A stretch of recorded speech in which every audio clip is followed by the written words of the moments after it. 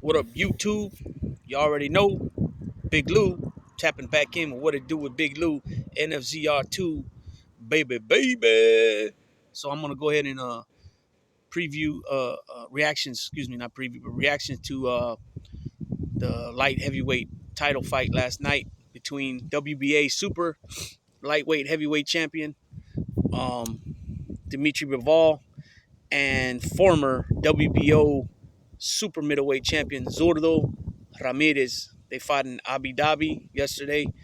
Um,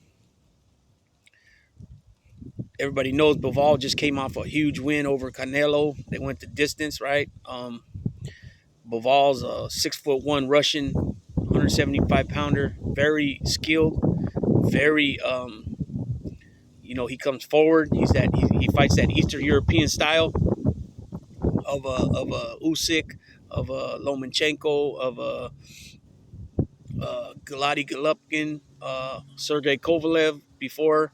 Um, but some people thought he was going to have more problems with Zurdo Ramirez because he's 6'3", he's a lot taller, he's a bigger dude, right? But no, wasn't the case. He he uh, he dominated the whole fight, went the distance. He won in 12-round decision. So he improved to 21-0 with 11 knockouts. And Zurdo now is 44 wins. This was his first loss with 30 knockouts. And that was another thing, too. I'll get into that in a minute. But one thing that Bivol said, that he felt that he never got out of first gear, right, in this fight, that he just controlled it from the gate. And he was at about 70% capacity fighting against Zurdo Ramirez. And he wasn't entirely pleased with his performance because, like I said, he didn't get out of first gear, and he took this fight he was very cautious with Ramirez because Ramirez had 44 pro fights already. You know what I mean? So the experience kind of made Bivol, real. I don't want to say skittish because he was throwing punches, but not. He was only throwing handfuls of punches during you know what I mean, during the fight. He should have let his hands go a lot more, which he regretted later. So even though he won, it was lopsided 12-round unanimous decision. Like I said, he wanted to throw more. That he didn't get out of first gear to be more successful defending his title. In hindsight, Bivol said that he wished he'd thrown more punches and been more aggressive in the fight.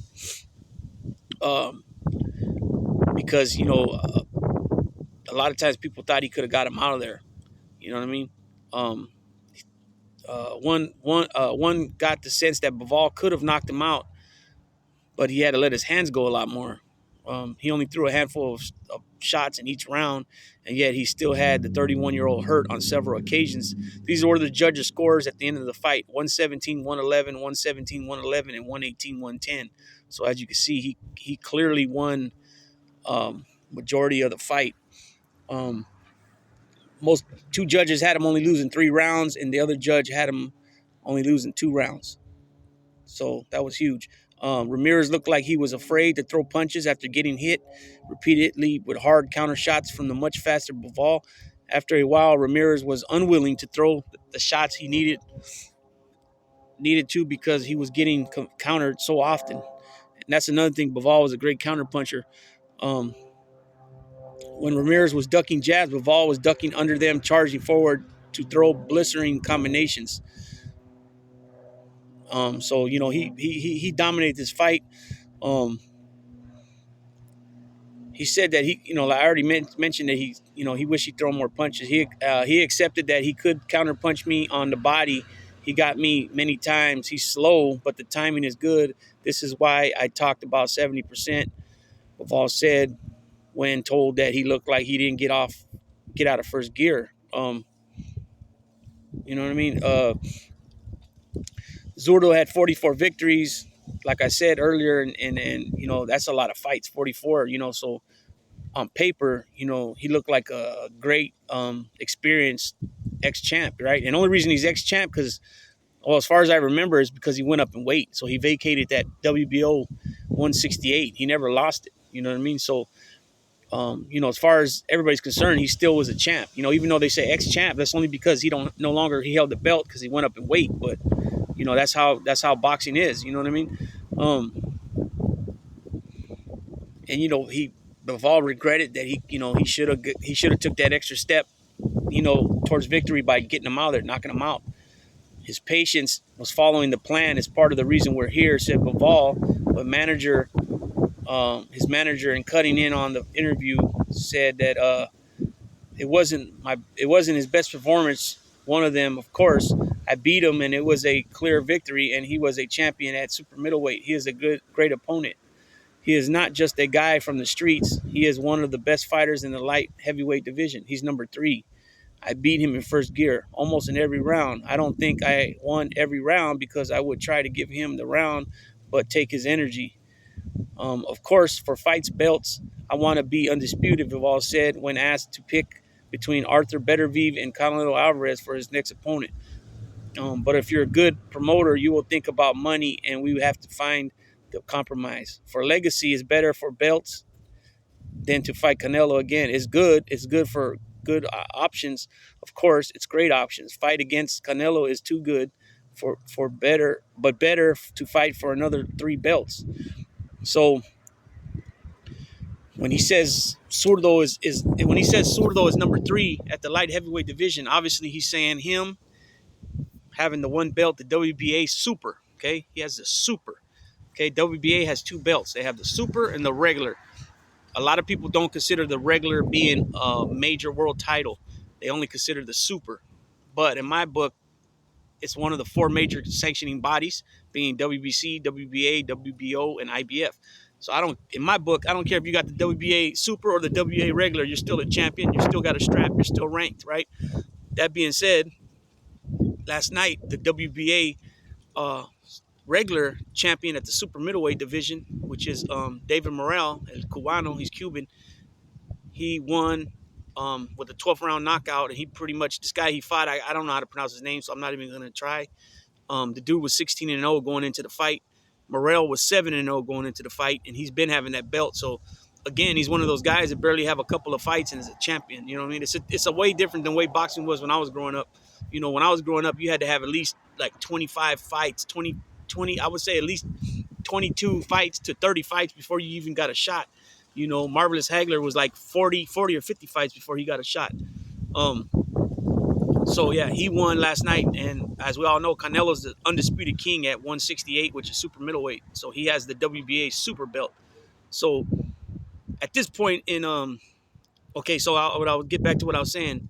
But he said Zurdo Ramirez is number 3 in the light heavyweight division. So number 1 and number 2 is either him, Bivol, or Arthur Beterbiev. Now, Arthur Beterbiev has 3 belts. Okay, so if they ever fight, it'll be for undisputed at the light heavyweight division, which I believe that's the only thing at that division that's left, right? If these guys decide to just vacate the titles and go up to cruiserweight, then that's a different thing. That's the only 2 options, are either to vacate their belts or keep the belt but go up to cruiserweight, and then if they ever want to come back down to light heavyweight, they can. Cruiserweight's 190, so light heavyweight's 175, so it's 15 pounds difference. It's a big difference there. In order to go up and then come back down. So it's either Arthur Beterbiev's going to fight Bivol for undisputed in the 4 belt era, which would be the 4 belts like I just mentioned. Arthur Beterbiev has the WBC, he has the WBO, and he has the IBF titles at 175, which is light heavyweight, and Bivol has the WBA Super. Okay, so if they ever fought, the winner would have all 4 belts and be undisputed at light heavyweight 175. They both have similar styles. They're both Russians. Yeah, I believe Beterbiev's. Let me make sure. Beterbiev, I believe he's Russian, but he's for sure European, Eastern European.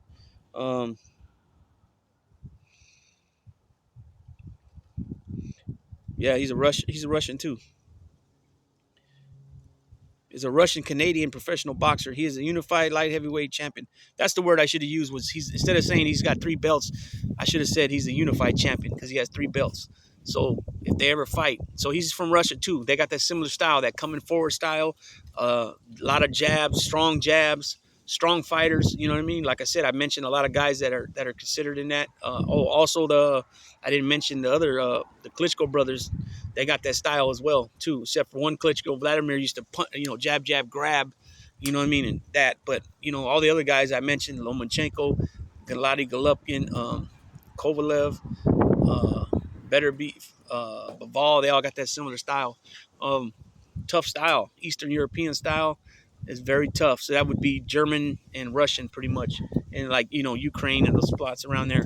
Um, you know, we'll see what happens if they make that fight. And like Baval said too, man. At this point, he already beat Canelo, right? Canelo didn't, and I'm not taking none from Canelo. Canelo, I believe, is a great fighter. He's proved over and over again. It doesn't make no sense the way they knock Canelo because, I mean, they say, oh, he fought Billy Joe Saunders. He fought Caleb Plant. Yeah, but he was on a mission. Those guys were belt holders. They were title holders at the time. He was on a mission to become undisputed at 168. He had to fight those guys in order to get those belts. What I don't hear is David Benavidez, how he fucked up twice and got the belt stripped from him when he didn't even lose twice. He tested dirty for cocaine and he freaking and he didn't make weight. So when are you gonna take the accountability for you fucking up and your father instead of just talking shit? I like David Benavidez as a fighter, but what I'm saying is if Canelo makes $10-15 million a fight and you're only making 350,000 to half a million a fight, and you're not even capable of putting people in the seats yet. You're getting there, you know what I mean? But it's like, why would he take his brand to that? It's not a Triple G. He's not currently a belt holder. Well, he's an interim WBC, but you know what I mean? Now, how come, if you would have kept your belt all along and made your weight and not gave dirty tests, then Canelo would have had to come to you to get that WBC belt to become undisputed. So I don't understand where the no accountability is taken on that. It just doesn't make sense to me on that. But like I said, he's a good fighter, and I think he's supposed to be fighting Caleb Plant next. Caleb Plant just destroyed Anthony Durrell, and Benavidez beat him also.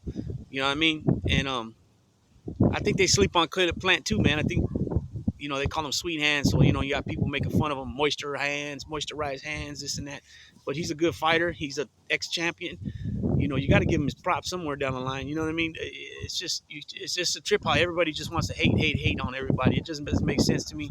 It's just it's just that straight up being a jealous ass, spiteful person. That's all that it is. You know what I mean? And that goes across the board on everything. Trolls and clowns and haters, and it's all the same. You know what I'm saying? But with that being said, that's a little bit of my reaction from Dimitri Bivol. Oh yeah, before I go, they're saying that he's probably going to be up for Fighter of the Year. Maybe he beat Canelo, he beat Zurdo Ramirez, two guys that they almost had 100 fights between the two of them. I think Canelo's at 58 fights. No, they do have over 100 fights because I think Canelo's 52 and 57 or 58 wins with two losses now, and then two. What does he have? Two draws, I think. And then this guy was 44 and 0. So yeah, they have over 100 fights between the two of them. The only thing is that I think in order to get Fighter of the Year, there had to be some knockouts there, and I don't even think he hurt Canelo at any time. Like he had him in trouble. I don't believe so either. I'm not going to take away from his performance.